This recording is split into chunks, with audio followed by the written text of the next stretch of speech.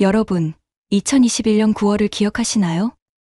전 세계가 한국의 한 드라마에 집중했던 그 순간을 넷플릭스 화면에 초록색 트레이닝복을 입은 사람들이 처음 등장했을 때만 해도 아무도 이게 역사상 가장 성공적인 TV 시리즈가 될 줄은 몰랐습니다. 하지만 오징어 게임은 그야말로 전 세계를 뒤흔들었죠. 안녕하세요. 저는 미국 캘리포니아에 위치한 넷플릭스 본사에서 일하고 있는 리사입니다. 직업 덕분에 전 세계의 다양한 콘텐츠를 매일 접할 수 있는 행운을 누리고 있는데요. 그 중에서도 한국 드라마, 특히 오징어 게임은 제게 정말 특별한 경험을 안겨주었습니다. 이 드라마가 공개된 2021년 9월 이후 넷플릭스 본사에서는 이전에 보지 못했던 광경이 펼쳐졌습니다. 세계 각국의 직원들이 오징어 게임에 대해 토론하고 이 작품의 성공 요인을 분석하며 회사 전체가 한국 콘텐츠의 저력을 체감하는 순간이었죠. 공개 첫 달 83개국 넷플릭스 순위 1위, 누적 시청시간 23억 시간. 이건 역대 최고 기록이었고 아직도 깨지지 않은 기록으로 남아있습니다. 이런 수치적 성공은 물론 이 드라마는 미국과 남미, 아시아 등 지역을 불문하고 사람들이 문화적으로 공감하고 소통할 수 있는 콘텐츠라는 점에서 특별했습니다. 전 세계 곳곳에서 사람들이 달고나를 만들기 시작했고 초록색 트레이닝복이 할로윈 최고의 코스튬이 되었으며 무궁화 꽃이 피었습니다는 전 세계 어린이들의 놀이가 되었습니다. 저는 공개 직후 LA의 한 쇼핑몰에서 사람들이 초록색 트레이닝복을 입고 다니는 모습을 보며 충격을 받았습니다. 오징어 게임의 상징적인 이미지들이 할로윈 코스튬으로 활용되는 것을 보며 이 드라마가 단순히 한국적인 것을 넘어 세계인의 마음을 사로잡았음을 느꼈습니다. 253억 원의 제작비로 만든 드라마가 1조 200억 원의 수익을 벌어들였다는 사실, 넷플릭스의 시가총액이 24조 원이나 증가했다는 사실. 하지만 숫자보다 더 중요한 건 한국의 이야기, 한국의 게임, 한국의 문화가 세계인의 마음을 사로잡았다는 점입니다. 문화권마다 취향이나 정서가 다른데 어떻게 전 세계 사람들이 하나의 콘텐츠에 이렇게 열광할 수 있었을까요? 오늘은 이 놀라운 현상, 오징어 게임의 모든 것을 파헤쳐보려고 합니다. 시즌 1의 성공부터 시즌 2의 새로운 도전까지 여러분과 함께 이 특별한 여정을 시작해보겠습니다. 456억 원의 상금이 걸린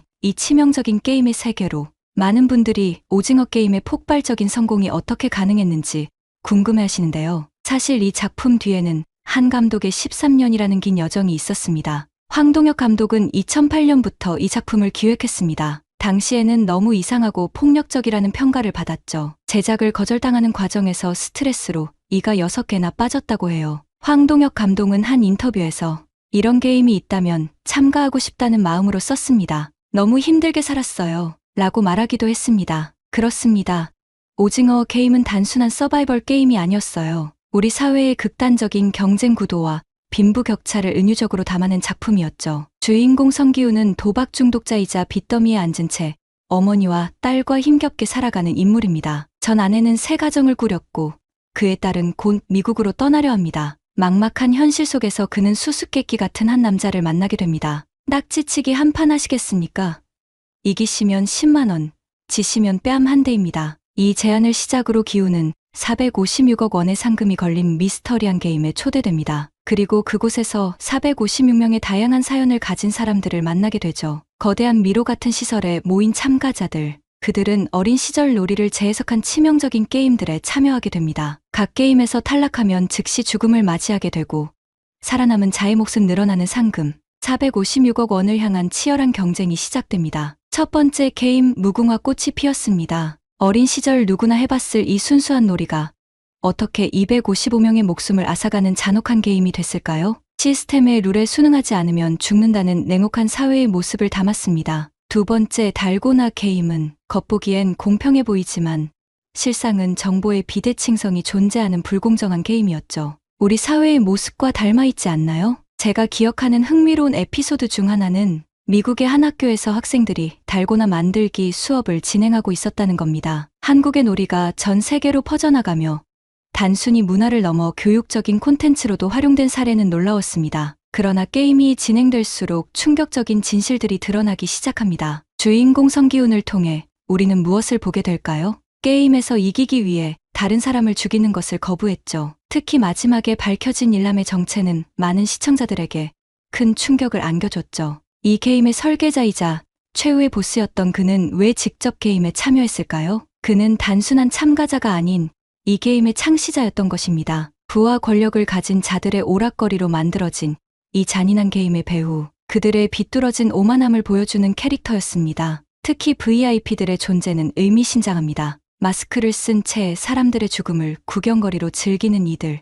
우리 사회의 극단적인 빈부격차와 권력의 민낯을 적나라하게 보여줬죠. 오징어 게임이 전 세계적으로 사랑받은 이유는 분명합니다. 한국적인 정서와 놀이를 통해 현대 사회의 보편적인 문제를 파고들었기 때문이죠. 단순한 서바이벌 게임을 넘어 인간의 존엄성과 자본주의 사회의 모순을 날카롭게 지적했습니다. 결국 최후의 승자가 된 기훈. 하지만 그는 1년이 지나도록 상금을 쓰지 못합니다. 대신 붉은 머리로 변신하고 새로운 게임이 시작되는 것을 막기 위한 여정을 시작하죠. 그리고 마지막 장면에서 붉은 머리로 변신한 기훈을 보며 우리는 질문을 받습니다. 당신이라면 어떤 선택을 하시겠습니까? 이런 깊이 있는 메시지가 있었기에 오징어 게임은 단순한 화제작을 넘어 전 세계인의 마음을 울리는 걸작이 될 수 있었습니다. 2024년 공개된 오징어 게임 시즌2는 또 한 번 저와 동료들에게 큰 충격을 주었습니다. 프론트맨과 VIP들의 이야기가 어떻게 확장되는지, 게임의 숨겨진 복선이 시즌3로 이어질 단서가 되는지를 두고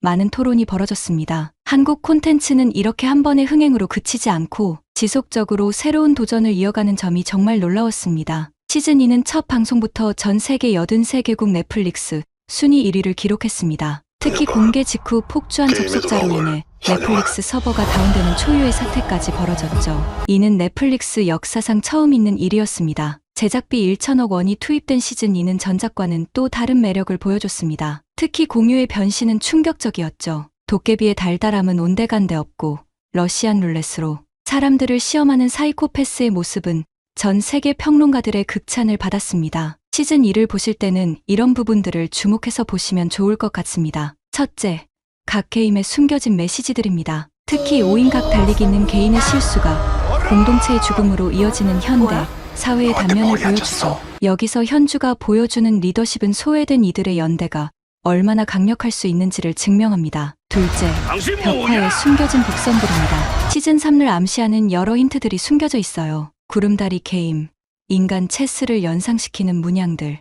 이는 앞으로 펼쳐질 이야기의 중요한 단서가 될 것입니다. 셋째, 프론트맨 이병헌의 이중적인 행동들입니다. 그가 왜 게임 참가자가 되었는지, 그의 진짜 목적은 무엇인지, 이는 시즌3의 핵심 미스터리가 될 것 같습니다. 이번 시즌의 게임들도 완전히 새로워졌습니다. 5인각 달리기는 운동회를 연상시키는 게임이지만 한 팀의 실수가 모두의 죽음으로 이어질 수 있는 잔혹한 게임으로 재해석됐죠. 구름다리는 시즌1의 유리 징검다리를 업그레이드한 버전입니다. 또한 팀 대결 방식의 새로운 게임들, 개인의 생존이 아닌 팀의 운명이 걸린 게임들, 새로운 참가자들의 사연도 더욱 깊어졌습니다. 박성훈이 연기하는 현주는 태국에서 수술비를 마련하기 위해 참가한 트랜스젠더 특전사 출신입니다. 임시완은 비트코인 투자 실패로 모든 것을 잃은 청년을 연기하고, 강하늘은 미스터리한 과거를 가진 인물입니다. 이들의 사연은 단순한 돈의 문제를 넘어 현대 사회의 다양한 문제들을 반영합니다. 제작비 1천억 원의 위력은 세트장에서도 느껴집니다. 더욱 웅장해진 스케일, 섬세해진 디테일, 특히 벽화에 숨겨진 복선들은 팬들 사이에서 뜨거운 토론 주제가 되고 있죠. 시즌 1과의 연결고리도 곳곳에 숨겨져 있습니다. 프론트맨의 정체, 일남이 남긴 유산, 그리고 VIP들의 세계. 이 모든 것들이 더 큰 그림을 위한 복선이 되고 있습니다. 여러분, 시즌 1과 시즌 2는 어떤 점이 다를까요? 다시 게임에 참가하시겠습니까? 이 질문으로 시작하는 시즌 2는 우리에게 전혀 다른 이야기를 들려주기 시작합니다. 시즌 1이 생존이 주제였다면 시즌 2는 복수와 정의의 이야기입니다. 단순히 게임에서 살아남는 것이 아니라 이 악마의 게임을 끝내려는 사람들의 이야기죠. 지금 희생을 치르더라도 이번에 반드시 이 게임을 끝내야 합니다. 성기훈의 이 대사는 시즌 2의 본질을 정확히 짚어냅니다. 특히 공유의 변신은 정말 충격적이었죠. 빵과 복권, 둘 중 하나만 선택하실 수 있습니다. 이 장면을 보신 분들은 아실 겁니다. 공유가 보여주는 광기 어린 연기가 얼마나 소름 돋았는지. 도깨비의 달달한 공유는 온데간데 없고 완벽한 사이코패스의 모습을 보여줬죠. 정말 궁금했어요. 딱지치기도 제대로 못하는 인간이 양봉남이 러시안 룰렛을 하는 장면은 이번 시즌의 백미였습니다. 16의 확률로 죽을 수 있는 상황에서도 즐기는 모습. 공유는 이 장면 하나로 자신의 연기 스펙트럼을 완전히 바꿔놓았습니다. 해외 반응도 뜨겁습니다. 뉴욕타임스는 시즌 1의 충격과 공포를 뛰어넘는 더 깊은 서사라고 평가했고, 버라이어티는 공유의 충격적인 변신이 시즌 2를 이끈다고 극찬했습니다. 하지만 흥미로운 점은 시즌 1의 신선함은 없지만 더 성숙해진 이야기, 게임보다 드라마에 중점을 둔 점이 아쉽다. 공유의 연기가 시즌 2를 살렸다. 시즌 2에 대한 해외 평단과 관객들의 반응이 다소 엇갈린다는 것입니다. 특히 주목할 만한 건 넷플릭스 시청 지표입니다. 시즌 2는 공개 직후 83개국에서 1위를 기록했지만 시즌 1처럼 오랫동안 기록을 유지하지는 못했습니다. 하지만 이는 오히려 자연스러운 현상이라는 분석이 많습니다. 하지만 해외 팬들의 SNS 반응은 달랐습니다. 시즌 1은 신선한 충격이었다면 시즌 2는 더 깊이 있는 드라마, 한국 드라마의 새로운 가능성을 보여줬다. 특히 현지에서 열린 오징어 게임 관련 이벤트들의 반응은 여전히 뜨겁습니다. 프랑스 파리에 무궁화 꽃이 피었습니다. 이벤트는 티켓이 오픈 1분 만에 매진되었고, 영국 런던의 오징어 게임 테마 파티는 3개월 연장 공연을 결정했습니다. 전 세계 예능 프로그램들의 오징어 게임 패러디도 계속되고 있고, 할로윈 시즌에는 여전히 초록색 트레이닝복이 인기 아이템입니다. 이처럼 오징어 게임은 여전히 글로벌 현상으로 자리 잡고 있으며 K 콘텐츠의 저력을 다시 한번 입증하고 있습니다. 시즌 2는 다양성도 눈에 띕니다. 트랜스젠더 캐릭터의 등장, 다양한 국적의 참가자들. 이는 단순한 설정이 아닌 현대 사회의 복잡한 단면을 보여주는 장치로 작용합니다. 오징어 게임은 이제 단순한 드라마가 아닙니다. 전 세계에서 달고나 챌린지가 일어나고, 초록색 트레이닝복이 패션 아이템이 되고, 무궁화 꽃이 피었습니다가 세계의 놀이가 되었습니다. 이제 오징어 게임은 하나의 문화 현상이 된 거죠. 한 팬의 말처럼 여기가 바로 세계 콘텐츠의 중심이에요. 한국은 콘텐츠뿐 아니라 이런 이벤트의 완성도도 최고예요. 시즌 2는 단순한 후속작이 아닙니다. 이제 오징어 게임은 한국 문화의 새로운 이정표가 되었고, 전 세계가 주목하는 프랜차이즈로 자리 잡았습니다. 여러분은 오징어 게임이 정말 끝났다고 생각하시나요? 저는 시즌 2를 보면서 계속 이런 생각이 들었습니다. 이게 정말 끝이 아니라는 것, 더 거대한 이야기의 시작이라는 것을요. 시즌 2는 우리에게 수많은 미스터리를 남겼습니다. 프론트맨으로 알려진 이병헌의 캐릭터가 왜 갑자기 게임 참가자가 되었는지, 그의 진짜 의도는 무엇이었는지, 겉으로는 게임의 공정성을 강조하면서도 묘하게 이중적인 행동을 보여주었죠. 마치 더 큰 그림을 그리고 있는 것 같았습니다. 특히 흥미로웠던 건 황준호 형사의 이야기입니다. 그가 발견했던 VIP들의 정체와 게임의 역사를 담은 파일들. 아직 우리는 진실의 절반도 보지 못했다는 생각이 듭니다. 형, 왜 그랬어요? 라는 그의 마지막 질문은 여전히 공중에 맴돌고 있죠. 이진욱이 연기한 경석의 운명도 큰 미스터리입니다. 시즌 2에서 그의 죽음이 암시되었지만 실제로 시신은 발견되지 않았어요. 저는 개인적으로 그가 노을의 도움으로 살아남았을 거라 생각합니다. 왜냐고요?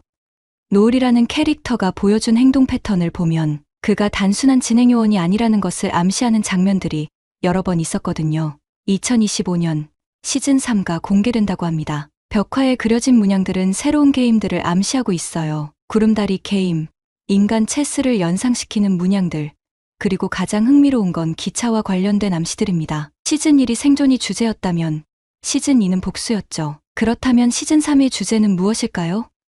기운의 대사처럼 지금 희생을 치르더라도 이번에 반드시 이 게임을 끝내야 한다는 것일까요? 시즌 3가 공개되면 또 어떤 새로운 역사가 쓰일까요? 이미 시즌 3의 제작비는 시즌 2의 2배인 2천억 원으로 책정되었다고 합니다. 이제 K 콘텐츠의 위상은 완전히 달라졌습니다. 넷플릭스는 2024년 한국 콘텐츠 제작에 1조 원 이상을 투자하기로 했고, 디즈니와 아마존 프라임도 한국 콘텐츠 제작을 위한 전담 조직을 꾸렸습니다. 실제로 파리에서는 456명이 참가하는 무궁화 꽃이 피었습니다.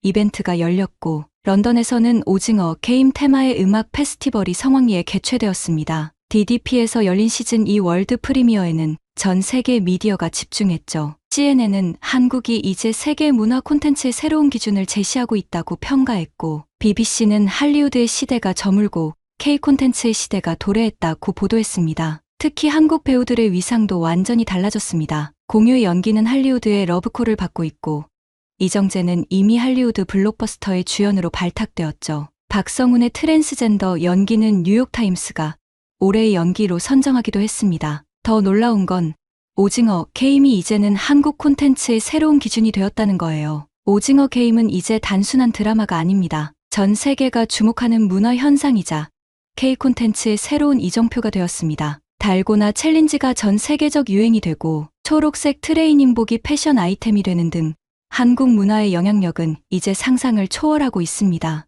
오징어 게임은 이제 전 세계 콘텐츠 시장의 판도를 바꾸고 있습니다. 2025년 다시 한번 전 세계의 시계가 한국 시간에 맞춰질 순간이 오겠죠. 앞으로 펼쳐질 이야기가 더욱 기대되는 이유입니다. 전 세계 시청자들과 함께 호흡하며 우리는 또 한 번의 역사적인 순간을 맞이하게 될 것입니다. 마지막으로 황동혁 감독의 말을 인용하며 이 리뷰를 마치고자 합니다. 한국적인 것이 가장 세계적인 것임을 증명했습니다.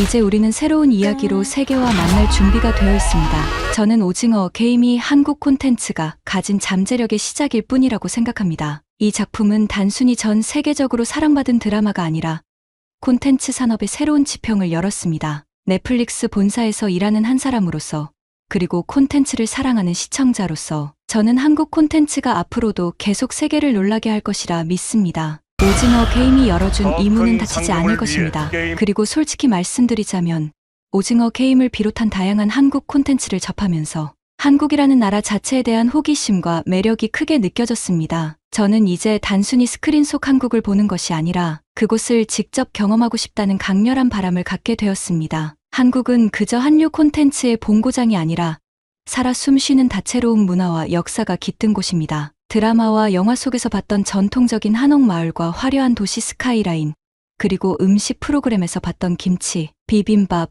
고기구이 등 맛깔나는 요리들은 저를 언제나 설레게 합니다. 또한 한국의 현대성과 전통이 공존하는 방식은 굉장히 매력적입니다. 서울처럼 첨단 기술과 화려한 문화가 공존하는 도시부터 전주나 경주처럼 전통이 살아 숨쉬는 곳까지 한 나라 안에서도 전혀 다른 분위기를 경험할 수 있다는 이야기를 들었습니다. 이런 독특한 조화는 제가 꼭 한국에 가보고 싶은 이유 중 하나입니다. 무엇보다 한국 사람들의 따뜻한 정과 환대, 문화는 제가 더 끌리는 이유입니다. 콘텐츠를 통해 느낀 한국인의 끈끈한 유대감과 가족 중심적인 사고방식은 제게 큰 감명을 주었습니다. 이런 정서를 직접 경험하며 한국 사람들과 교류할 수 있다면 그것만으로도 큰 영감을 받을 것 같습니다. 게다가 한국은 콘텐츠 산업 외에도 K-팝, 패션, 뷰티 등 다양한 분야에서 세계적인 영향력을 발휘하고 있습니다. 제가 좋아하는 아티스트의 무대를 직접 보고 K-팝 팬들의 열정적인 응원 문화를 현장에서 경험하는 것도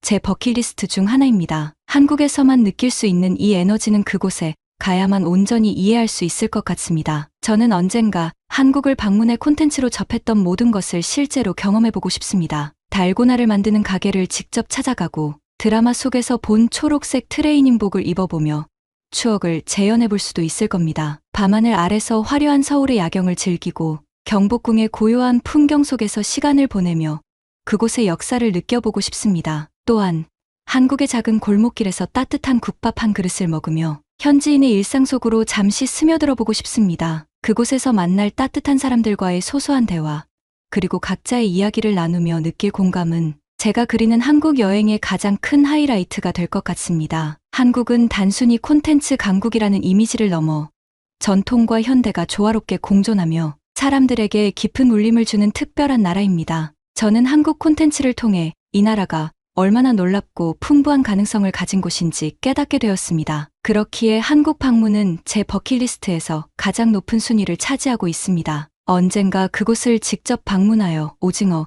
게임이 제게 열어준 한국의 매력을 온전히 느껴보고 싶습니다. 그날이 오면 제가 이 콘텐츠를 보고 느꼈던 감동과 감사함을 그 나라의 문화 속에서 다시 경험할 수 있기를 기대합니다. 지금까지 넷플릭스 본사에서 일하는 리사의 이야기였습니다. 이상 감동튜브의 지수였습니다. 구독과 좋아요, 알림 설정도 잊지 마시고요. 다음 영상에서 또 만나 뵙겠습니다. 감사합니다.